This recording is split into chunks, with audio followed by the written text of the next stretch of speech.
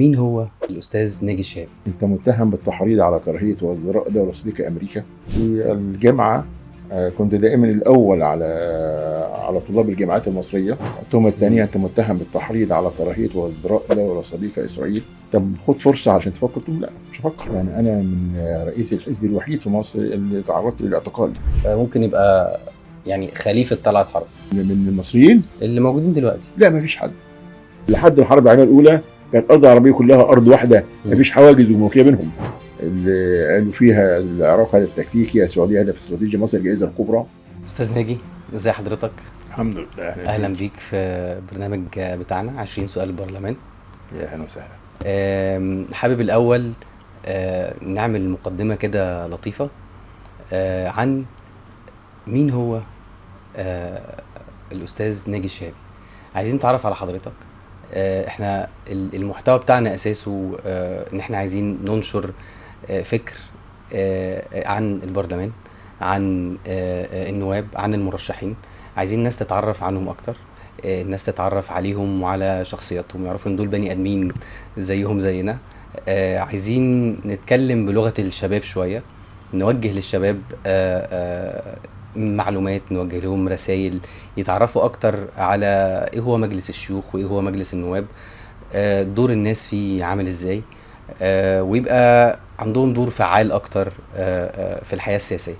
بس من غير معلومات، من غير وعي، من غير ما يبقوا عارفين، مش هيبقى عندهم دور فعال. فحابب في البداية اسأل حضرتك، مين هو ناجي الشهابي؟ يعني انا محلاوي من مواليد الخمسينات. كان مسقط رأسي أمام بوابات شركة غزل المحلة. يا كنت بتابع حركة العمال اليومية. هم. حركة لا تهدأ، شركة ما بتنامش.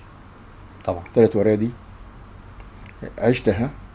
مدرستي نفسها الابتدائية كانت على اسم الزعيم الوطني اللي له تأثير في حياتي، طلعت حرب. يا و والإعدادية كان في مدرسة التوفيق على بعد مسافة كبيرة. ثم رحت في الثانوي في مدرسة خاصة الفورير، وبعدها دخلت كلية التربية بطنطا. وفي الجامعة كنت دائما الأول على طلاب الجامعات المصرية في المسابقات بيعملها المجلس الأعلى للشباب والرياضة أيام مع حميد حسن مع رئيس الجهاز. وكانوا بيدونا في كل مسابقة ناخدها على مستوى الجمهورية شهادات استثمار ب50 جنيه. ده كان مبلغ ضخم جدا طبعا. وكنت دايما بطلع الأول، وكنت يعني بستفيد بال50 جنيه شهادة استثمار. كنت بنزل أغيرهم في البنك اللي كان تحت المجلس الأعلى. بتغير ال50 جنيه من البنك؟ من البنك وانزل بيهم في جامعة طنطا اصرفهم أنا وزمايلي الطلبة يعني. و وهنا بقى تفتح الوعي، كان بيتفتح من بدري. ان ابن تجربه منظمه الشباب في الاعداديه. بالمدرسه اتذكر ان انا يعني فزت بالمركز الاول في مسابقه عملها منظمه الشباب في المحله. كانت اسمها مسابقه الوعي القومي. الوعي القومي. عشت تجربه النور اللي بيطفي من 67 ل 73. واشتركنا في الدفاع المدني ونمشي ننادي على البيوت طفي النور. عشت يعني مظاهرات عمال المحلة احتجاجا على الأسعار وعلى عدم صرف لهم الأرباح السنوية بالنسبة اللي هم عايزينها. حالة شعبية وحزبية، لأن الاتحاد الاشتراكي كان بيعتبر حزب زي منظمة الشباب كده، وحالة سياسية من خلال انغماسي في منظمة الشباب. ثم بعد ذلك بقى يعني عندما تحركت التجربة الحزبية قليلا انضميت فيها لحزب العمل الاشتراكي. حزب العمل الاشتراكي. وكنت احد مؤسسيه. وفيها سنة كام حزب العمل الاشتراكي؟ سنة 1978. 78. كنت احد مؤسسيه.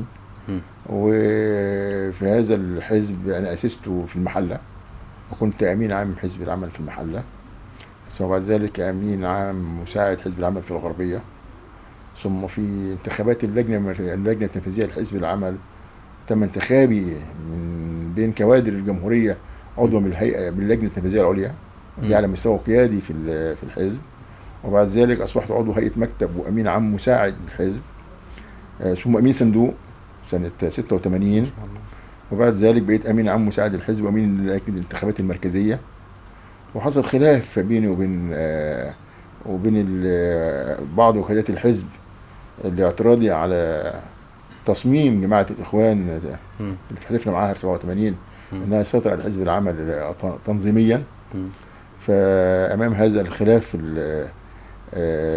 التنظيمي الضخم انا قررت ان اعمل حزب جديد باسم حزب جيل الديمقراطي. ده كان سنة كام؟ سنة 2000. 2000. ولكن كل محطة دي المحطات كان لنا فيها رحلة كفاح طويلة ورأي متفرد ودفعنا الثمن. يعني أنا من رئيس الحزب الوحيد في مصر اللي تعرضت للاعتقال، وكان التهمة الموجهة لي سنة 90 أنت متهم بالتحريض على كراهية وازدراء دولة صديقة أمريكا. التهمة الثانية أنت متهم بالتحريض على كراهية وازدراء دولة صديقة إسرائيل. وكان اللي بيحقق معايا المستشار عبد المجيد محمود اللي هو أصبح نائب عام بعد ذلك، وهو أيامها محامي عام أول نيابة أمن الدولة عبد المجيد العليا. وقعدت في ما بين طرى وجنائيين واستقبال طرى وابو زعبل 112 يوم تقريبا. التجربة دي فرقت معاك ازاي؟ طلعت أكثر تصميما على المضي قدما في طريق الخدمة البلدي. أنا من جيل آمن بأن السياسة رسالة وليست منفعة، لأن سنة 1995 كنت أنا أمين عام مساعد حزب العمل الاشتراكي، وكنت بخوض الانتخابات المحلة فردية، وتعرض علينا أن نخوض الانتخابات باسم الحزب الوطني. والعرض علي هذا الطرح كان قيادات سياسية في الحزب الوطني، ثم محافظ الغربية الله يرحمه ماهر الجندي، ثم مفتش أمن الدولة في المحلة. وكانت هناك رسائل حملوها الاثنين من نواب المجلس، ومنهم واحد حاليا موجود في القائمة الوطنية من فتاة الوطن، وكان بيشغل رئيس لجنة المشروعات الصغيرة والمتوسطة في مجلس الشعب اللي هو الأستاذ محمد مرعي. جالي هو والنائب، هو كان نائب، هو النائب علي فريد البدوي بتاع سمنود، عشان يعرضوا علي ان انا انزل انتخابات مجلس الشعب في المحله باسم الحزب الوطني، وحاولوا يقنعوني بهذا الكلام. رفضت رفضا تماما. طب خد فرصه عشان تفكر. قلت لهم لا مش هفكر. طب تعالى نرجع لورا شويه. انت قلت لي مدرسه الفرير. مدرسه الفرير دي فرنساوي. حضرتك بتتكلم فرنساوي؟ لا ابدا. امال ايه؟ انما هي كده الظروف خدمتني انا انا اعتزازي بلغتي خلتني ما اخليش حاجه لغه اخرى تشاركها. لان انا انا راجل قومي بالقوميه العربيه. وحتى لما عملت حزب الجيل حطيت في اهدافه انشاء الولايات العربيه المتحده. وقلت ان هذا الحلم سيتحقق عن طريق دعامتين اساسيتين، اللي هما الدعامه الاولى السوق العربيه المشتركه، الدعامه الثانيه وقامت دوله انا سميتها في حزب الجيل دوله المثلث الذهبي. المثلث الذهبي هطلعوا مصر وليبيا والسودان. خد براها مشروع دوله عظمى تتحالف مع الدول العربيه وتدعم الاسلام. ده في البرنامج بحزب الجيل انا قدمته سنه 2000 لجنه شؤون الاحزاب السياسيه. ووضعت شعار ليا في هذا البرنامج: الله الوطن النيل. بل كان احد يعني الاسباب او حيثيات الحكم للمحكمه الاداريه العليا في مجلس الدوله انها ادتني لغت قرار لجنه شؤون الاحزاب وسمحت لحزب الجيل بالتواجد على الخريطه السياسيه والحزبيه المصريه. قالت ان في برنامجه فيه 3 يعني بيتميز عن برامج الاحزاب الاخرى ب3 اشياء. الحاجه الاولانيه هو شعاره الله الوطن النيل، وأنا بدعو فيه إلى إقامة علاقات متميزة بين دول حوض نهر النيل 10. أمريكا كان 10 دول قبل ما جنوب السودان يستقل ويبقى هو الدولة ال11.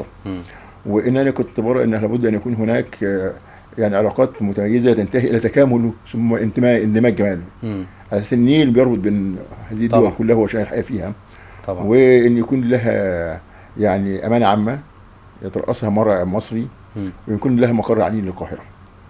النقطة التميز الأخرى ان انا طالبت باقامه دوله المثلث الذهبي اطلعوا مصر وليبيا والسودان. مم. اما الثالثه فكانت انني بدعو الى ان تقود البنوك التنميه. البنوك تقود التنميه. وعلى اساس ان عندي في البنوك المصريه اياميها كان فيهم حوالي ده سنه 2000. سنه 2000 كان في حوالي 5 تريليون مدخرات المصريين. فكنت بقول وانا ساهمتها من تجربه بتاعت حرب باشا، قلت لها له تاثير في حياتي في سياسه حرب. يعني حرب باشا انا بعتبره اعظم زعيم اقتصادي في مصر. يوم ترك مهنه الحقوق والمحاماه واسس بنك مصر لينشئ من خلال هذا البنك كل الشركات التي حملت اسم مصر قبل ثوره 23 و 52. واحنا الان في اجواء الاحتفال بالذكرى 73 الثوره اليوليو العظيمه. وانشا كل الشركات منها شركه المحله انشاها، كل شركه حملت اسم مصر، حتى شركه مصر للتامين، شركه مصر للطيران، استوديو مصر، شركه مصر للسياحه، شركه مصر كفر الدوار، شركه مصر دمياط، شركه مصر حلوان. دي كلها هذه الشركات عملها بنك مصر في كل المجالات. فانا هنا استلهمت فكره ان البنوك تقود التنميه، وانا مش محتاج مستثمر اجنبي ولا مستثمر رئيسي. المستثمر الاجنبي بيجي لي محمل باطماعه هو شخصيه وحتى اطماع بلده طبعا، وفي النهايه حتى لو بحقق ارباح بيخرجها خارج البلاد. انما لما انا من خلال تجربه بتاعت حرب باشا واخلي من خلال رؤيه جامعه للبنك المركزي يجعل البنوك الاربعه في مصر الكبيره تستثمر اموال المودعين في انشاء شركات كثيفه الاستخدام للعماله. هذا معناه ان نحل مشكله البطاله وتحت شعار تحقيق الاكتفاء الذاتي والاستغناء عن الاستيراد. وده معناها تقويض العمله الوطنيه امام الدولار طبعا. وانا مش محتاج مستثمر لان عندي اموال الناس. وفي هذه الحاله انا بقوم بدور بجانب شرعي، لان هنا اموال الناس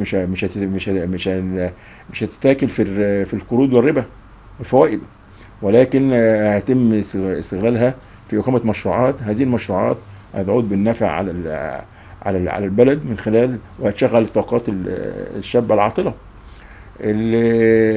دي كانت فكرتي استلهمتها من مدرستي الابتدائيه لما انا تعمقت في هذا السن.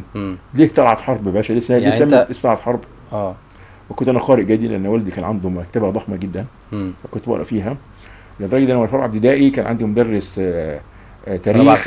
تاريخ اسمه الاستاذ علي الغريب، كنا بنتناقش في الاحزاب. مصر ما فيهاش احزاب، مش فيها اتحاد اشتراكي هو تحالف كل قوى الشعب العامل وده التنظيم الحاكم في مصر. كنا بنتناقش، كان في حاجه كان فيه، وكان طبعا نتيجه القراءات ونتيجه هذه الحوارات في الابتدائي. فانا بقيت اقرا ليه طلعت حرب باشا لحد ما وانا في هذا السن وانا في 10 سنين يعني توصلت ان طلعت حرب ده من اعظم الشخصيات المصريه في العصر الحديث، وان ده اللي عمل الاستقلال الاقتصادي لمصر. طب مين حبيت بقى لما انا حبيت بقى بنشأ حزب الجيل كان في ذهني ما غرقته عن طلعت حرب باشا. لذلك قدمت هذه الفكره اللي هي بعتبرها فكره ممكن تحل مشاكل مصر كلها. البنوك تقود التنميه واستغنى عن المستثمرين الاجانب والعرب. وعندي الاموال لان حتى المستثمر الاجنبي والعربي بيعمل ايه؟ بيقدم موافقه الحكومه على المشروع وياخد قرض من البنك. صح. يعني طب وانا اقوم بيه انا واجيب مصر فيها كفايه ينشئوا مصانع ومشروعات. مين في وجهه نظر حضرتك ممكن يبقى يعني خليفه طلعت حرب من المصريين اللي موجودين دلوقتي؟ لا ما فيش حد، لان ده راجل عاش تجربه الاحتلال وباخلاصه للوطن اراد ان هو يساهم في تحرير الوطن من الاحتلال الانجليزي. فبعد تفكير عميق هو لسه ابن العشرينات توصل تفكيره على ان هو ينشئ بنك. هذا البنك ينشئ شركات، هذه الشركات تحقق الاكتفاء الذاتي وتجعلنا نستقل اقتصاديا عن بريطانيا. فده راجل صاحب رساله وطنيه. فاحنا محتاجين ان الاقتصاديين المصريين يبقى لهم كلهم اصحاب رساله وطنيه. كان عندي شخصيه بس توفت، كان الله يرحمه الاستاذ محمد فريد خميس اللي هو مؤسس شركه النساجون. ده راجل وطني وكان مهتم جدا بالبعد الاجتماعي. وانا زاملته في مجلس الشورى، كنت انا زعيم المعارضه وهو رئيس لجنه الانتاج الصناعي والطاقه 3 دورات. رأيت فيه الله يرحمه نموذج للوطنية المتجرد، مم. او الثري اللي مهتم بمعاناة الناس ومهتم انه يحل مشاكلهم. بعد ذلك انا في نفسي يبقى رؤساء البنوك المصرية هم نموذج الحرب، لان لو امنوا بهذه الفكرة ووقفوا عن وقفوا الاقتراض وبداوا يخلي البنوك تنشئ مشروعات مصر محتاجاها. يعني مثلا انت محتاج مشروعات صغيره، محتاج تعمل يعني تعمل فئة ذاتي في مستلزمات الصناعه ومدخلات الانتاج. ما تعمل مشروعات في هذا الاطار. طب انت شايف القياده اقتصاديه ولا سياسيه؟ نعم، القياده في حاجه زي دي اقتصاديه ولا سياسيه؟ لا، سياسيه وتنعكس على الاقتصاديه. يعني في النهايه السياسه هي اللي بتحرك المسائل كلها. طب مين في وجهة نظرك ممكن يبقى تعال نتكلم على الدورة اللي فاتت، مين في الدورة اللي فاتت ممكن يبقى الأقرب إلى الفكر بتاع محمد فريد خميس أو طلعت حرب؟ والله يعني هو فيه نماذج جيدة، بس يعني عايزة تشتغل على نفسها، يبقى في نوع من التجرد للوطن. تشتغل نفسها والتجرد؟ طبعا. انما نموذج طلعت حرب من الصعب ايجاد بديل له، انه صاحب مشروع وطني، صاحب رساله وطنيه. كان بجانب الجهاد المصريين من اجل تحرير الوطن من الاحتلال البريطاني، هو بص لها من ناحيه ثانيه خالص. طب ما انا بستورد من بريطانيا كل حاجه، طب انا احقق استقلال واعمل مشروعات. ومصر كان معروف ان هي بريطانيا عايز تخليها بلد زراعي ويخلي محصول القطن والمحصول الرئيسي، وهو ده اللي بيعيش عليه الفلاح بعد ما يصدروا لبريطانيا وغيرها من بلدان العالم. ما نعمل مشروعات وشغال فيها المصريين، كانت رساله وطنيه. وللاسف الشديد هذا الرجل خدوا منه البنك، الشركات اللي عملها وبنك مصر، واجبروه على تقديم الاستقاله في اربعينات القرن الماضي. يعني ما كملش حتى مشواره. يعني انما ثوره يوليو رد له اعتباره هو وكل زعماء مصر الوطنيين. يعني ثوره 23 يوليو 52 ردت اعتبار الزعيم الوطني العظيم احمد عرابي، ردت اعاده مكانه مصطفى كامل ومحمد فريد، عرفت الاجيال الجديده بدور طلعت حرب في استقلال مصر الاقتصادي، عرفت الناس بسعادة زغلول ودوره ثوره 19. لذلك هي مرحله بعد 23 و 52 كان مرحله ثريه، لان كان فيها فكر سياسي حاكم هدفه يعني انشاء طبقه جديده تقود المجتمع المصري، اللي هي الطبقه المتوسطه. لان مصر قبل 23 و 52 كانت نوع من الطبقتين، طبقه المقدمين والمهمشين والفقراء، وطبقه الاغنياء. وطبقه الاغنياء اللي هو الاقطاع والراسماليين نص في المية، طبقه المجتمع نص في المية، والباقي كله ده المهمشين. فثوره يوليو اعظم انجاز لجمال عبد الناصر هذا الزعيم الوطني العظيم هو انشا الطبقه المتوسطه اللي اللي تشمل ما يقرب من 90% من الشعب المصري، اللي عن طريق التعليم المجاني من الابتدائي لحد ثانوي. فدخل ولاد الفقراء واولاد المعدمين واولاد العمال، دخلهم المدارس والجامعات.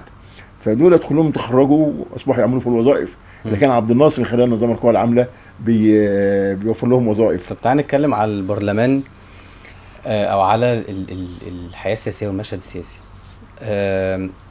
عايزين نعرف ايه الفرق ما بين الحياه السياسيه زمان في الثمانينات والفرق بين الحياه السياسيه دلوقتي، يعني ايه وجه الاختلافات؟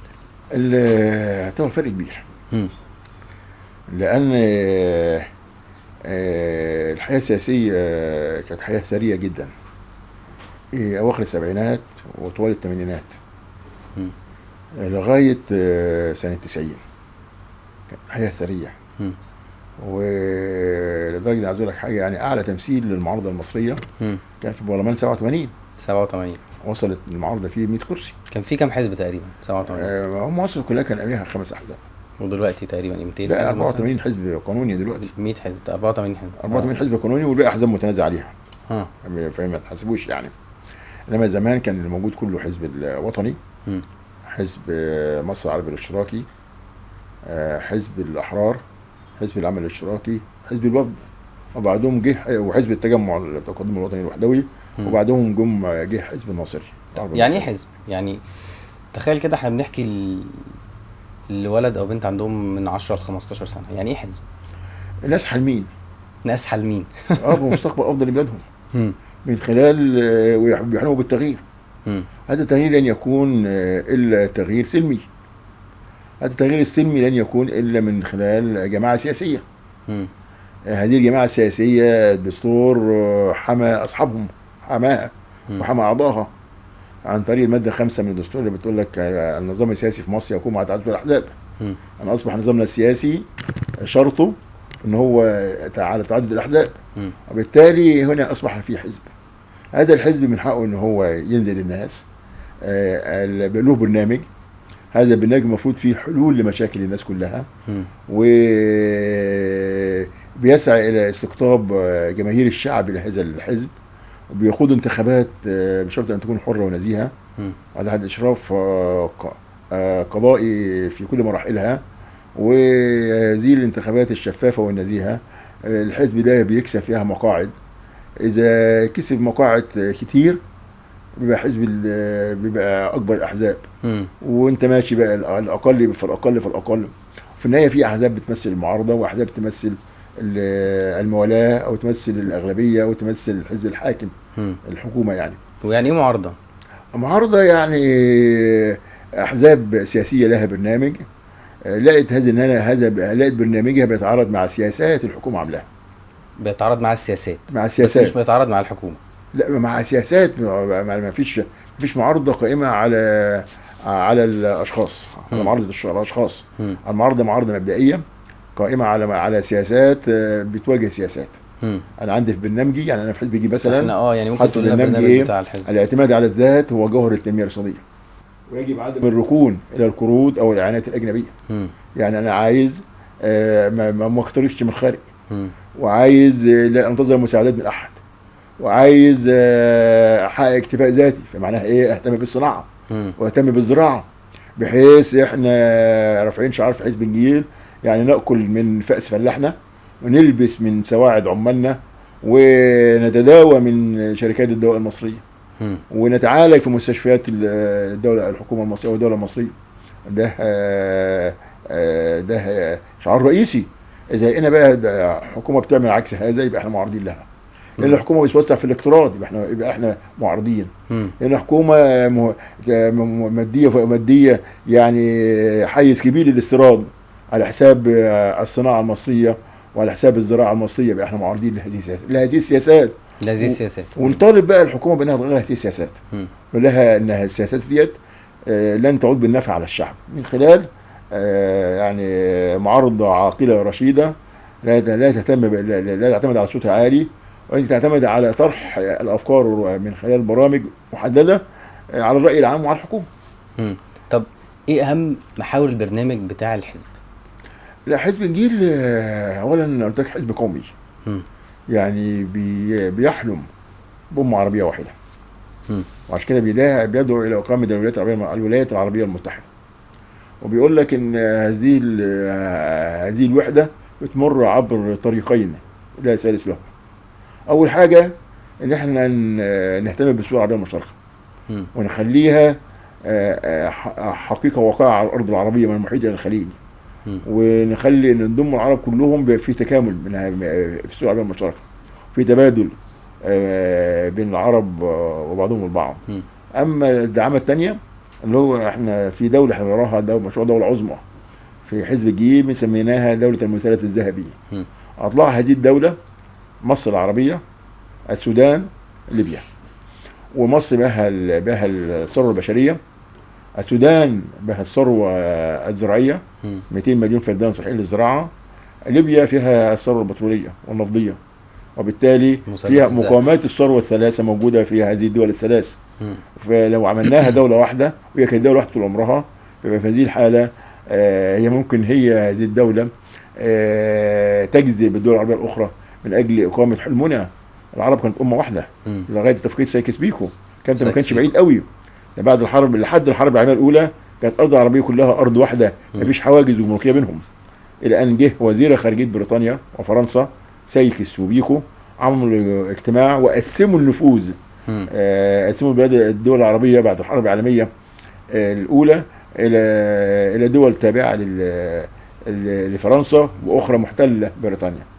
وطبعا فرنسا خدت المغرب العربي، المغرب وتونس والجزائر، وخدت الشام، سوريا ولبنان.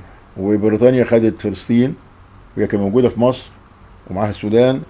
والسعوديه ما كانش فيها احتلال، ما كانش فيها حاجه اصلا يحتلوها، ما كانش فيها حاجه، كانت كلها مجموعه قبائل عربيه. وتم تقسيمها. كان نجد والحجاز صح؟ نعم، السعوديه، نجد والحجاز. وبعدين كان عامل الشريف حسين، وهو طبعا انضم دول الحلفاء ضد دول المحور. المحور دي مكونه من، كان المحور ديت المانيا وايطاليا وتركيا. واتهزمت مع المحور اللي هو مع الحلفاء اللي هم بريطانيا وفرنسا، ومعاهم بقيه الدول الاوروبيه. وعملوا هذه الاتفاقيه اللي قسمت الدول العربيه بشكل شاف حلقه. ده بس من فتره بسيطه، من قريب. فاحنا بنحلم ان هذه الحواجز اللي اقامها الاستعمار نزيلها تاني، نرجع دوله عربيه واحده. وعندنا احنا الثروه العربيه اللي ربنا اودعها في باطن الارض العربيه، ده جعل من هذه الدوله العربيه الواحده اغنى دوله في العالم. وبالتالي نحقق ما نحلم به من حياه جيده للشعوب العربيه، وايضا يبقى لنا يعني مكانه في العالم.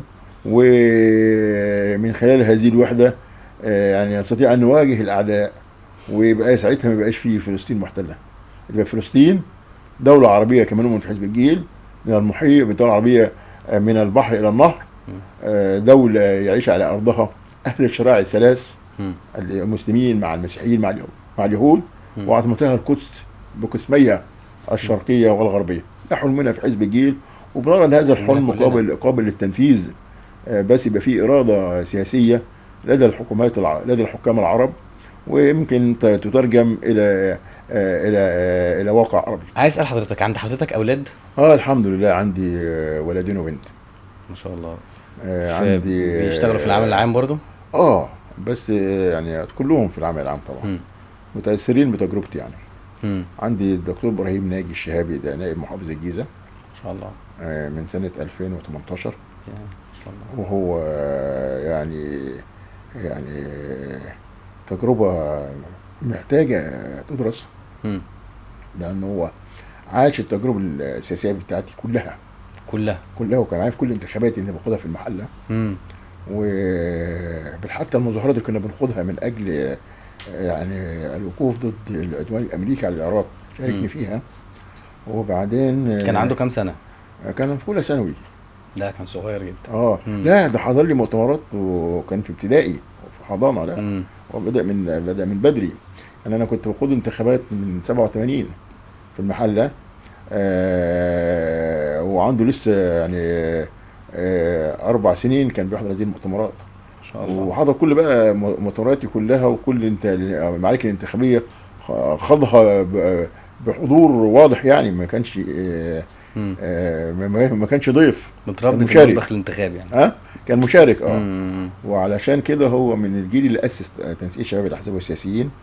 اوكي، ما شاء الله. هو عضو مجلس امناء فيها، وهو يعني خريج اعلام قسم صحافه، ولكن هو اخذ ماجستير في اداره الازمات، وفي شهر 8 هيناقش رساله الدكتوراه في اداره الازمات ايضا.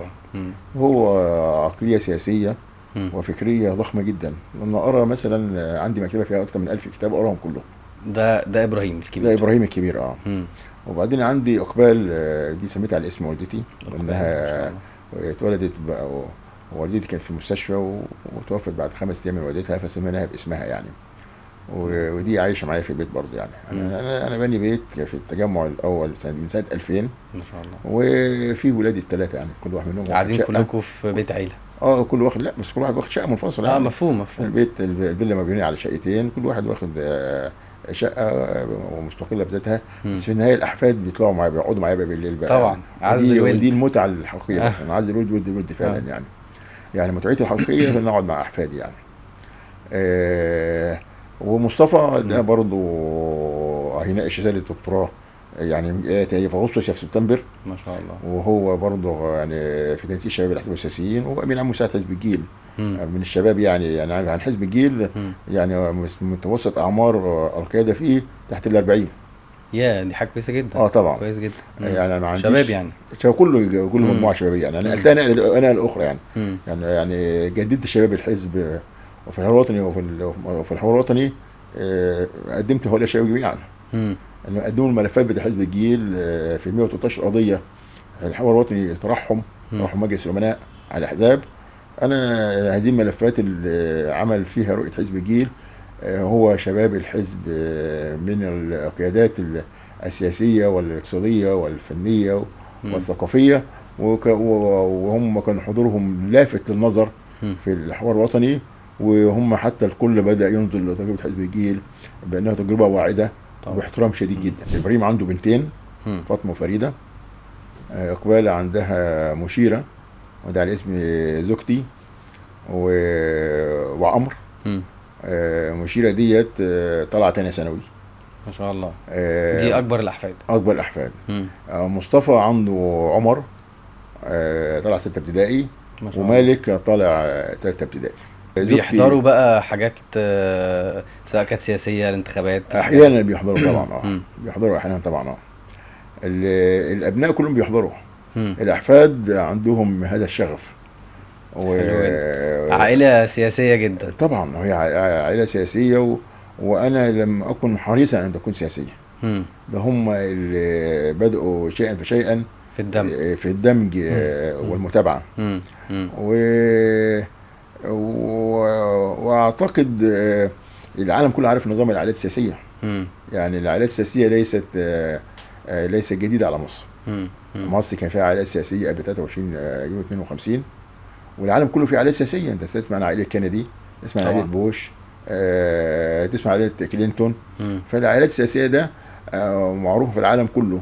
ولكن في مصر هذه نظام العائلات السياسيه اهتز قليلا عندما بدات الاعداد ليناير 2011 ومخطط الفوضى الخلاقه اللي قالوا فيها العراق هدف تكتيكي، السعوديه هدف استراتيجي، مصر الجائزه الكبرى. بدأوا يعدوا لهذا. فكانت المدخل الهجوم على العائلات السياسيه من خلال ان جمال مبارك هيبقى الوريث، وهذا كلام لم يكن صحيحا. وبدأت الهجوم على العائلات السياسيه بهذا الشكل. ولكنه يعني سرعان حاليا في السنوات الماضيه عيد تاني عرف العائلات السياسيه، واصبح نشوف في المجالس النيابيه العائلات السياسيه موجوده في البرلمان بغرفتي النواب والشيوخ. طب هل في مثلا كتب معينه، كتاب معينين العيله متاثره بيهم؟ يعني احنا اتكلمنا عن طلعت حرب، هل في مثلا كتب معينه في المكتبه اللي فيها 1000 كتاب اللي ابراهيم قراها؟ هي كلها كانت كاتبه تقريبا تاريخيه وسياسيه. لمين مثلا؟ لا لمين؟ لكل الناس. يعني مثلا كان في يعني فرع اساسي او جناح اساسي لاحزاب مصر قبل الثوره. وفي كل كتب احمد حسين رحمه الله والاستاذ فتحي رضوان كانت موجوده. العقاد كان موجوده. تاريخ البرلمان المصري مجلس النواب ولي الشيوخ كان موجود. امهات الروايات اللي كانت بيصدرها وبيكتبها مثلا يوسف السباعي، نجيب محفوظ، حسن عبد القدوس كانت موجودين. وده الاجيال كلها بتقراها؟ يعني ما اقدرش اقول لك الجيل الحالي بيقراها، لما ابنائي قروها. وتحديدا ابراهيم اللي كان عنده شغف كبير جدا بهذا الموضوع، اكبر شغف ابراهيم، لدرجه ان كنا في الثانويه العامه كان ما بيذاكرش وبيقرا كتب. ما شاء الله. وانا ما اعرفش حد يعني ما عرفت ان هو يعني ان هو يعني اهتم بتثقيف نفسه. وبعدين ابراهيم بقى كان حتى يعني كان مخصص مبلغ مالي من دخله الشهري في شراء كتب. كان يعني من 20 سنه مثلا كان على الاقل يشتري كتب بحوالي 2000 جنيه في الشهر. وكان الكتب دي كلها امهات الكتب وكان يقراها. عشان كده هو راجل موسوعي يعني. وعشان كده هم كتير قوي اشفقوا عليه من تجربه نائب محافظ. لان هو راجل مفكر، ينفع نائب وينفع مفكر سياسي انما يروح عمل تنفيذي فكانوا مشفقين عليه. طب في حد في الجيل الثالث بقى الاحفاد بيفكر يعني يدخل العمل العام، حابب العمل العام، متأثر بتجربة حضرتك او تجربة يعني هم كلهم بيبصوا لها بانبهار وبيفكروا فيها طبعا اكيد يعني، وعايزين ينزلوا الحزب معايا وبتاع، وعندهم هذا الشغف. حضرتك بتنصحهم بايه؟ بالاستمرار. لا اصل مصر لابد يكون فيها جيل من السياسيين. يعني نهضة هذه الامه مرتبط بان يكون هناك جيل سياسي ناضج ومخلص وبيعشق وطنه. لا يمكن ابدا ان تترك من يقودون العمل العام في مصر لغير هؤلاء. وانا السياسي من وجهه نظري صاحب رساله. احنا عايزين نعيد تاني السياسي صاحب رساله. لا ممكن يدفع يضحي من اجل رسالته دي مرتبطه بمستقبل بلده وبتغيير الواقع اللي بتعيشه البلاد. فهذا نوع من السياسيين نحن نفتقدهم جميعا، نفتقر لهم جميعا. يعني في افتقاد، نفتقد هؤلاء السياسيين الحالمين اصحاب الرسالات اللي بيقدم المصلحه العامه على المصلحه الخاصه، اللي كل همه ازاي يفيد بلده ويغير الواقع اللي موجود فيه، المنحاز لمجميع الناس من الامور الفلاحين، عنده رؤيه اجتماعيه تجاه الناس وعايز يعني يسعى بكل ما افكاره ومن خلال صوت حزبه انه يرفع معاناه الناس ويعمل سياسات تمكن الشباب من العمل او اقامه المشروعات. هذا الجيل من السياسيين مصر تحتاجه بشده. لذلك كان الامل في تنسيق الشباب السياسيين، تنسيق الشباب السياسيين انها تدي هذا النموذج، ان هي قاطره الشباب نحو العمل باخلاص تجاه بلده. لان بصفه عامه مصر التنفيذيه ومصر الحزبيه ومصر الثقافيه ومصر الفنيه تحتاج الى الاخلاص الشديد. كل من يتولى موقع عام يبقى مخلص لهذا البلد، سواء كان بقى سياسيا او عمل ثقافي او عمل فني او برلماني، لان الاخلاص هو بيحرك المسائل، والاخلاص بيجعلك اولوياتك خدمه الوطن. فاحنا عايزين هذا النوع من السياسيين. يعني يا ريت يعني نبدا نهتم بانتاج هذا السياسي من خلال المدرسه الابتدائيه. من الابتدائيه ازاي؟ طبعا يعني انا نفسي يعني كانت مرحله ابتدائيه مرحله تكويني وتفتح العمل البلدي. طب شايف ده كان صدفه ولا ده كان حاجه طالعه من البيت او من حاجه معينه؟ البيت كان له تاثير. البيت انا برضه كان عندي مكتبه كويسه وبقيت بقرا فيها، وكنت ممكن الكتاب عندك 400 صفحه وانا في ابتدائي ما اقومش من قعدتي لما اخلصه. كانت الجرائد الحكوميه كان في شل الاهرام واخبار وجمهوريه. شايف ان القراءه مؤثره؟ طبعا القراءه هي اللي بتكون شخصيه الانسان اذا كانت سياسيه او ثقافيه. طب هل في فكر معين او اتجاه فكري معين حضرتك بتتبعه متأصل في العيله، ولا كل واحد ليه فكر معين بطريقه معينه؟ لا انا كل واحد له حسب قراءاته، ولكن اعتقد متاثرين بفكري. انا راجل قومي منحاز للناس الغلابه. يعني انا مؤمن بان لابد من اقامه العداله الاجتماعيه، ولابد من استعاده الطبقه المتوسطه، وراها دي رمانه الميزان اللي ممكن تحمي الوطن من اي تقلبات، وان دي اللي مكنت عبد الناصر وخليفه السادات من اعاده بناء القوات المسلحه، وجعل الجيش المصري يعتمد على خريج المؤهلات المتوسطه والعليا وابناء الطبقه المتوسطه. ودلوقتي اللي عبروا قناه، ودلوقتي اللي اجتاحوا خط برلين فرفعوا العلم. فهذه الطبقه المتوسطه كانت هي رمانه الميزان، هي تاكلت دلوقتي. لذلك انا يعني بناشد رئيس عبد الفتاح السيسي ان يضع هذا الهدف نصب عينيه، استعاده الطبقه المتوسطه وان تتسع لتشمل معظم النسيج المصري، ما يقرب من 90% من المصريين يبقوا طبقه متوسطه. وهذه الطبقه المتوسطه طبعا بالتاكيد هي ابناء مخلصين لهذا الوطن. طب اسال حضرتك سؤال عشان نساعد في تثقيف الجيل الجديد او الشباب الصغير بقى اللي في ابتدائي وفي اعدادي، لو عايزين نشرح لهم ايه هو البرلمان وايه هي الانتخابات، ايه الفرق بين مجلس الشيوخ ومجلس النواب، نعمل ده ازاي؟ يعني هي برضه زي ما قلت لك هو فتح الباب في المدرسه ابتدائي واعدادي وثانوي ثم في الجامعه. لان المدرسه الحقيقيه لامداد الاحزاب بالكوادر هي الجامعه. وبعدين في يعني تجربه برلمانيه مهمه جدا لابد انها ترجع تاني، المجالس الشعبيه المحليه. مجال الشعبيه المحليه طبعا. اولا هذه المجالس الشعبيه المحليه لها دور كبير في منع الغضب الشعبي، او ازاي بقى؟ تحقيق الرضاء الشعبي على ازاي ده الحكومه بيحصل؟ والدوله. لان انت عندك المجال الشعبيه المحليه على مستوى القريه وعلى مستوى المدينه والمركز او مستوى المحافظه حوالي 70,000 قياده. هم حلقه الوصل ما بين الجماهير والحكومه اللي هي متمثله في رؤساء المجالس والمدن والقرى والمحافظين. وبالتالي معظم مشاكل الشعب المصري في المحليات.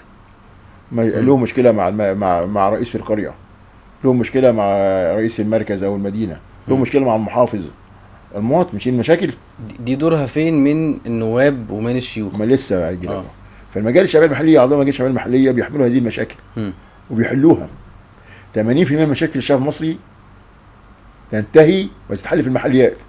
تخيل بقى ان 80% من مشاكل الشعب المصري تم حلها عن طريق 70,000 قياده محليه. فاضل 20 بس اللي هم خاصه بالسياسات العليا. يبقى انت بتحقق ايه؟ الرضاء الشعبي او بتمنع الغضب الشعبي. وعشان كده انا برى ان عاده انتخابات المجالس الشعبيه المحليه لمصر بمثابه قضيه امن قومي. لابد منه، وخاصه ان احنا اللي عملناه في 30 يونيو 2013 و3 يوليو 2013 اللي احنا عملناه ده عباره عن يعني ايقاف المخطط الغربي الصهيوني امريكا غربي وليس القضاء عليه. صح. هذا المخطط ما زال يتربص بمصر بعد ان انتهى وحقق نجاحات في الدول العربيه المركزيه زي ما انت ما شايف، وما زال هو حتى الان بيرى مصر الجائزه الكبرى. سلاح مصر طبعا في مقاومه هذا المخطط هو اللي دايما بيقوله الرئيس عبد الفتاح السيسي، اللي هو اصطفاف الشعب خلف الدوله وخلف الرئيس. اصطفاف الشعب خلف الدوله والرئيس يتحقق من خلال حل مشاكله. صح. لما انا بحل 80% من مشاكل المصريين على بواسطه المجالس الشعبيه المحليه، مش محتاجه ميزانيات. يعني محتاجه بس عندي مشكله في الصرف الصحي احلها، مشكله في الميه احلها، في الكهرباء احلها، مشاكل بسيطه.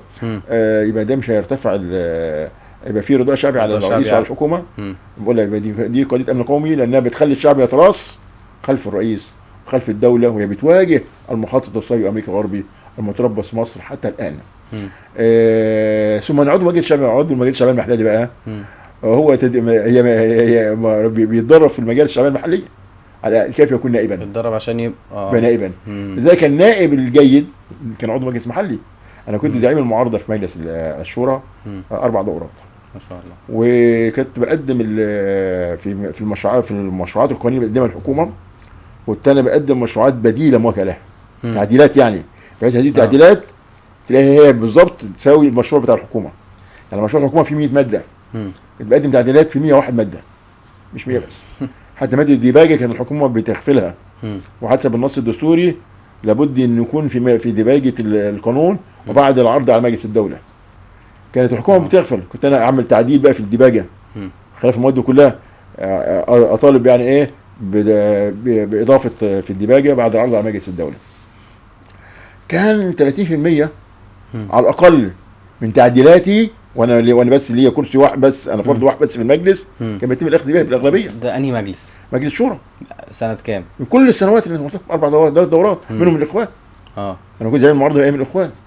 برضه نفس الحال، وده مسجل ليه في المضابط. طب وايه الفرق بين بقى مجلس الشورى اللي كان موجود والنواب ما لسه بس انا عايز اقول لك بس انتهي لك بس بتاع مجلس محلي. عضو مجلس المحلي ده انا كنت عضو مجلس محلي المحله الكبرى، فاتمرنت فيه، فده معايا التجربه ديت، وانا عضو مجلس شورى فاستفدت منها.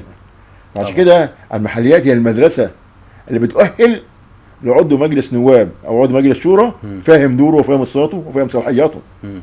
الفرق بين الاثنين بقى بين مجلس النواب ومجلس الشيوخ فرق كبير جدا. هذا الفرق بيحدده الدستور. اوكي، اقول لك يا سيدي، انا الدستور بيقول لك ايه؟ رئيس مجلس الوزراء ونوابه والوزراء ونوابهم مسؤولين امام مجلس الشعب. مسؤولين امام مجلس الشعب. هذه الكلمه بقى بتخلي ايه بقى ايه؟ مم. بتخلي ان مجلس الشعب من حقه ايه؟ يحاسب الحكومه مم. من خلال ادواته الرقابيه، اللي هو السؤال والاستجواب والبيان العاجل وطلب الاحاطه. مم. بيخلي المجلس يبقى له دوره التشريعي. اما الحكومه تروح تقدم مشروعات الخطه والموازنه للعرض على مجلس الشعب علشان يناقشهم ويوافق عليهم. شوف بقى النص الدستوري بقى اللي بالنسبه لمجلس الشيوخ، رئيس مجلس الوزراء ونوابه والوزراء ونوابهم غير مسؤولين امام مجلس الشيوخ. فمجلس النواب بيراقب على الحكومه ومجلس الشيوخ لا، ومجلس الشيوخ لا. لان غير كلمه غير بس. غير. عشان كده انا في حزب الجيل اه. على مدى الدورات الاربعه كنت دايما بطالب بتعديل دستوري ويحذف كلمه غير، بحيث اخلي ان عضو الحكومه بكل رئيس حكومه ونوابه ووزراء ونوابهم مسؤولين امام مجلس الشيوخ زي مجلس النواب. في هذه الحاله يملك عضو مجلس الشيوخ ادوات الرقابه على مجلس السلطه التنفيذيه. يملك ان هو حاسب الوزير من خلال السؤال والبيان او طلب الاحاطه او الاستجواب. طب دوره ايه دلوقتي مجلس الشيوخ؟ بس انا حاليا حبيت اميز بين مجلس النواب ومجلس الشيوخ. فكان اقتراحي في حزب الجيل ان اجعل حق الاستجواب لمجلس النواب بس. الاستجواب بس اللي هو اتهام الحكومه لو صح وافق عليه المجلس تقدم استقالته. اذا النائب قدم استجواب ضد وزير ما ومجلس النواب وافق باغلبيته على الاستجواب على الوزير فورا يقدم استقالته. لو الاستجواب اتقدم رئيس الحكومه ومجلس النواب باغلبيته وافق على الاتهام اللي هو اصل الاستجواب معناه اتهام. وافق على الاتهام اللي بيوجهه العضو للحكومه تقدم استقالتها فورا. عشان كده هذا هخليه حق اصيل لمين؟ لمجلس النواب. واخلي المجلس الشيوخ اللي هو حق تقديم السؤال والبيان العاجل وطلب الاحاطه وطلب المناقشه والاقتراح برغبه. ده الفرق بين الاثنين. انما حاليا مجلس الشيوخ له دور كل ما يعاني السلم الاجتماعي هو دوره. السلم الاجتماعي كل ما يحقق سلام اجتماعي ويخلي نسيج المجتمع قوي ومتماسك دور مجلس الشيوخ. ده دور مجلس الشيوخ. وهو هنا ليس دور طبعا له دور في القوانين المكمله للدستور يؤخذ رايه فيها. الدور ده شيعي بس ايه مش لا يفترض ان هو يعلن موافقته عليه، لكن يؤخذ رايه، بيقول رايه بس. انما الراي النهائي لمجلس النواب، له الغرفه الاولى للبرلمان. فهمت. ما البرلمان له غرفتين، اولى مجلس النواب، ثانيه مجلس الشيوخ. صاحب الحق الاصيل في اقرار الموازنه عمل الدوله مجلس النواب. صاحب الحق الاصيل في الرقابه على اعمال السلطه التنفيذيه من محافظين ووزراء ورئيس وزراء مجلس النواب. مجلس الشيوخ بقى يستفسر، يسال، يحيط علما به. وعشان كده ادواته ايه؟ طلب اقتراح برغبه. انا بقدم للوزير عايز اعرف الموضوع ماشي ازاي. عامل طلب مناقشه، دوره انه يسال يعني عايز يفهم. طلب مناقشه. بس هنا بقى مجلس الشيوخ مخزن للخبرات العميقه. مخزن الخبرات. لان هو فيه تلت معين من رئيس الجمهوريه. هذا التلت المعين مجلس الشيوخ 300 عضو، 100 بالقايمه، 100 بالفردي، و100 معينين. ال100 المعينين دولت ضرر العاده من رئيس الجمهوريه، بيعينهم بكرامه رئيس الجمهوريه، وبيعينهم من اصحاب الخبرات النادره، اصحاب العلوم الكبيره النادره. طبعا. يعني مثلا انا كنت في مجلس الشورى اللي هو ملوح يعني اسمه مجلس الشورى، كان مين زمايلي في المجلس؟ 2 رؤساء حكومات سابقين، 3 رؤساء محكمه النقد، تقريبا كل اساتذه القانون الدستوري في الجامعات، معظم الوزراء السابقين. دي خبرات نادره طبعا. رئيس اتحاد عمال مصر. فالمناقشات بتبقى عميقه. وعلشان كده دراسات لجان مجلس الشيوخ، مجلس الشيوخ فيه لجان نوعيه زي اللي في مجلس النواب.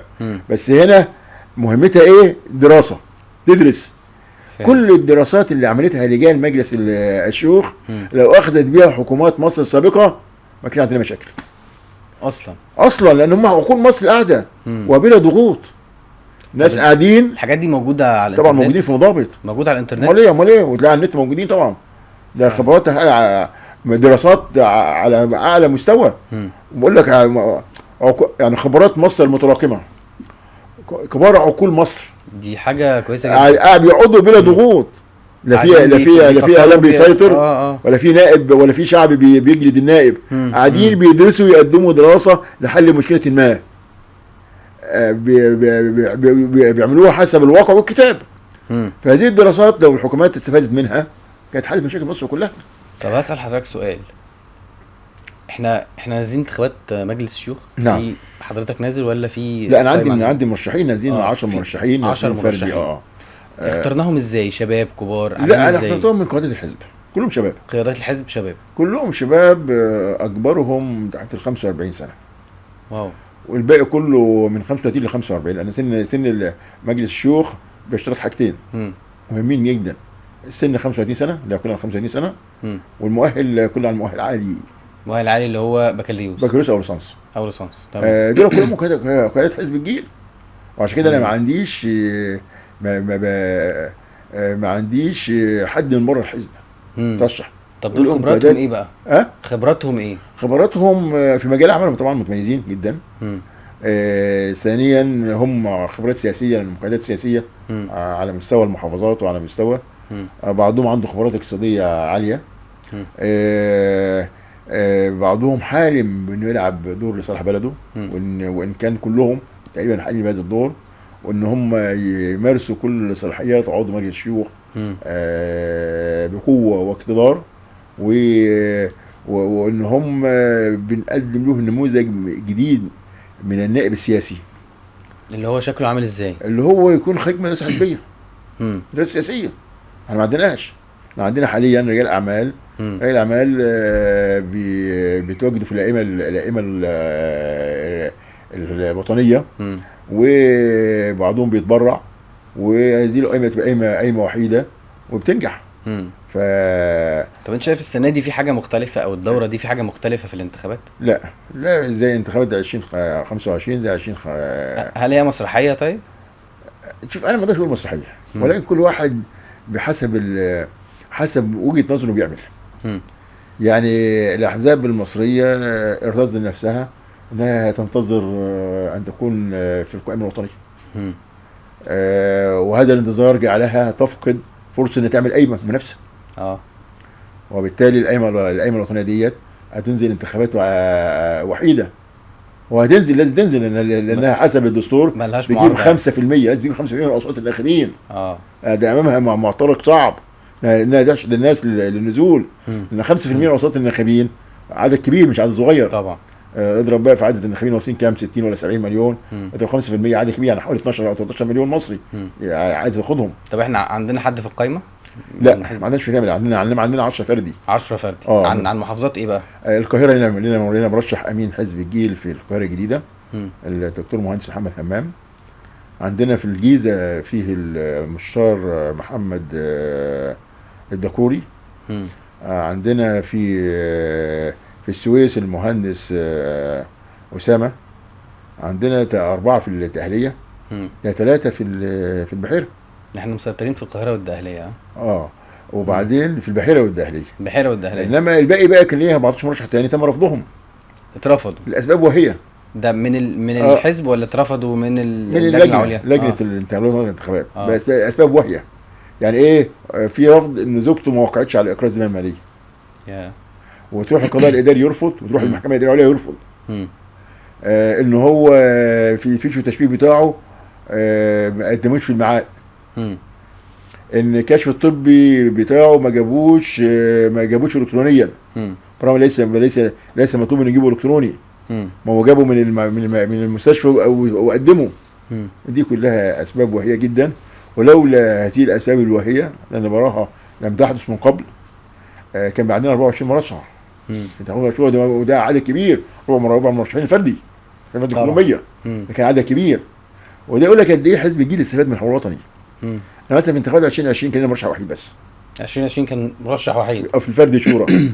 فرد شيوخ كان في القاهره. 2025 كان عندنا 24 مرشح كلهم قيادات حزبيه، مفيش حد من بره، خريجين المدرسه الحزبيه، خريج مدرسه حزب الجيل السياسيه، وكلهم من الذين قابلوا بلاء حسن في الحوار الوطني. فتكلفه فرصه الشباب بتصل من 200 الى 500 الف جنيه. يا نهار ابيض. وبيروح عشان يجيب فرصه لشاب. فرصه عشان اعمل مشروع اشغل به الشباب. يعني افتكر في 2008 جالنا وزير الماليه وقال لي تكلفه ايجاد فرص عمل للشباب بيكلف الحكومه 100,000. ده ب 2008. شوف دلوقتي كام بقى. 100,000 جنيه. فانا بقول ان المشروعات الحكومه تقدم قروض. كان في مشروع رئيسي اسمه مشروع عبقري اللي هو خصص 200 مليار جنيه اقراض للشباب لاقامه مشروعات صغيره ومتوسطه وميزانيه الصغر. طب والمشروع ده راح فين؟ للاسف ما كانش فيه متابعه، فراح في حاجات اخرى بقى، ياخد القرض يشتري بيها، يجيب بيه قسط عربيه وكده. وما هو الحقيقه لازم بتحوش. انا عايز مره ثانيه بقى نعمل هذا المشروع، بس يكون بس المشروع ده لازم يبقى ليه آلية وفي لجنه بتحكمه عشان لازم لازم او بحسب او لها حاجه تحكمها. ويبقى القروض بدون فائده. قروض بدون فائده. ما هو فرصه الشاب اللي بتكلف الحكومه من 200 ل 500,000 ما بترجعش للدوله. صح. لما ادي قرض للشاب 200 300 200 من 200 ل 300 الى 500,000، ما انا باخد راس المال باخدها تاني، بتديها تاني، بتدور تاني في بيجيب قرض بيرجع بدون ما فيش فائده بس. وخصص برضه بدل 200 مليار نخليهم 500 مليار جنيه. طب وبقى من غير بقى ايه انا بقى اللي اختار المشروعات للشباب. انا عايز اعمل اكتفاء ذاتي في مدخل من مدخلات الصناعه، قطاع معين او مستلزم من مستلزمات الشباب بس الانتاج. اوجه الشباب يعملوا هذه المنتجات. انا بستوردها بعمله صعبه، فهو فرض العمله الصعبه. طب احنا ازاي نعمل التواصل ده؟ يعني المشكله هنا، المشكله فين؟ ان الحكومه اعمل وزاره للمشروعات الصغيره والمتوسطه. مش في وزاره الاعمال؟ لا مش عايزها، ما تنفعنيش. عايز وزاره اسمها كده، وزاره المشروعات الصغيره والمتوسطه. وزاره وانا طلبت فيها في الحوار الوطني. بقى كل دي همها وزيرها وهيكل الوزاره الاداري والخبراء فيها همهم ورئيس يحاسبهم على انجازهم في مجال المشروعات الصغيره والمتوسطه. ويقدم تقرير للبرلمان كل فتره. ويبقى في دعوه للشباب الحالم يكون راجل اعمال. مصر محتاجه مشروعات 100 نوع. طب كل حاجه في كل القطاعات فعلا. تعالوا اعملوا هذه المشروعات الصغيره والمتوسطه. اقل حاجه المشروع ده يشغلوا 5 شباب. يبقى انا وفرت على الدوله تكلفه ايجاد فرص عمل للشباب، وحققت الاكتفاء الذاتي، وخفضت الاستيراد، وعملت قاعده صناعيه صلبه. كل دول الهند النمو الاسيويه كلها القاعده الاساسيه بتاعتها مشروعات صغيره ومتوسطه. الصين نفسها بنت اقتصادها ونهضتها الكبرى على قاعده المشروعات الصغيره والمتوسطه. تجربه ماليزيا مشروعات صغيره ومتوسطه. فاحنا ليه ما نبداش هذه التجربه؟ تايوان. وعلشان كده حزب الجيل بينفرد بهذا المطلب اللي يكون هو اهم مطالب نوابه في مجلس الشيوخ المقبل ان شاء الله، او مجلس النواب بعد ذلك يعني ان شاء الله. ومع نحن نطالب بتعميق الصناعه وتطويرها ويجعل مصر عالمي. وده اللي بينادي بيه الرئيس عبد الفتاح السيسي، بس الحكومه للاسف متعثره فيه، ما عندهاش الحماس والحميه انها تعمله. محتاجين حكومه تقوم بهذا الدور، لان انت يعني مصر فيها كل المقومات النهضه الصناعيه الكبرى. صح. مصر فيها الشباب اللي يحتاجوا اوروبا شاخت. اوروبا في بتتاكل وتنتهي، لان نسبه المواليد فيها الجديده صفريه. انت عندك مصر نسبه مواليد عاليه كده. عندك انت 60% من شعبك شباب تحت ال 30، متوسط العمر 24 سنه. فده ممكن ده مواليد سواعد الفتيه. ودي ثروه بشريه. ثروه بشريه اهم مكون للنهضه الصناعيه والاقتصاديه. وما عندناش مشكله في المال. انا عندي مدخرات المصريين في البنوك. هتسلهم تجربه طلعت حرب باشا واعملها هنا. عجبني ان حضرتك رابط الحاجه كلها ببعض من ابتدائي. طبعا. وعشان ده اهميه النظام المحلي اللي انت بتقوله. لان في النهايه هو ده اللي كون العقليه. دي اللي كون الروح الوطنيه لدى الطفل اللي تنامت معاه مع كل مرحله عمريه.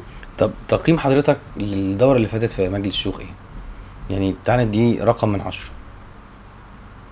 لا هي لم يختبر. لم يختبر اصلا. لم يختبر حتى الان. لانه حتى لم يستفد من المية المعانين مم.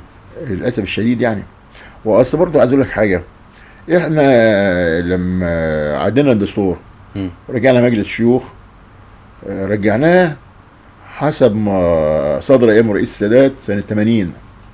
مجلس الشاري، مجلس الشاري وليس مجلس له صلاحيات رقابيه وتشريعيه. في 2007 حولنا المجلس الى مجلس له صلاحيات رقابيه وتشريعيه، واصبح له حق التشريع. كان المفروض لما رجع في التعديلات الاخيره ديت يرجع زي ما احنا ما عملناه في 2007. لا، رجع سنه 1980. فحتى الاختصاصات الرقابيه والتشريعيه لتعديلات الدستور سنه 71 منحها لمجلس الشورى ما يجدناش بيها. وعشان كده انا بقى يعني لو في تعديلات دستوريه اخرى انا اطالب وبشده ان انا اعدل في النص الدستوري واجعل نص مجلس الخاص بمجلس الشيوخ زي النص الخاص بمجلس النواب، وهو ان رئيس مجلس الوزراء ونوابه والوزراء ونوابهم مسؤولين امام مجلس الشيوخ. وخلي ادوات الرقابه في مجلس على اعضاء مجلس الشيوخ السؤال وطلب الحاضر بين العاجل، وخلي الاستجواب خاص بس لمجلس النواب عشان اعمل فرق بين الاثنين. هنا بقى يبقى عندي البرلمان المصري لما يقول مكون من غرفتين يبقى التسميه صحيحه، غرفه اولى مجلس النواب، غرفه ثانيه مجلس الشيوخ. اما الان ما اقدرش اقول على ان البرلمان المصري مكون من غرفتين. مفهوم. لان مجلس الشيوخ ليست هذه الصلاحيات اللي انا يجعلني يعني احلم بان يكون غرفه ثانيه، وده سهل مش صعب. يعني في اي تعديلات دستوريه انا ارجو في راي عام يساعد على هذا الكلام، لان كل برلمانات العالم مكونه من غرفتين، نواب وشيوخ وهكذا. وهذه البرلمانات بكل واحد له دور، وبيساعد هذا الدور في نضج التجربه البرلمانيه وفي تمكين البرلمان بيقوم بدوره كأحد السلطات الثلاث في النظام السياسي لأي دولة. طب ايه رأي حضرتك في آخر حاجات اتطرحت في المجلس، زي مثلا قانون الإيجار الجديد، قانون الإيجار القديم؟ المجلس تجاوز مجلس النواب لأنه هو حكم محكمة دستورية لم يتطرق إلى الإخلاء. هو تحدث عن عدم دستورية ثبات الأجرة، وهذا الحكم الدستوري المفروض ان هو حاكم لمجلس النواب. هو القانون ده بيقول ايه اصلا؟ ويخرج عنه بيقول لك ان من 5 سنين الى 7 سنين يتم اخلاء السكن والناس في الشارع. طب الناس تروح فين؟ والسكن ما هو وطن. ده الانتماء بدايته. الانتماء بدايته هو السكن.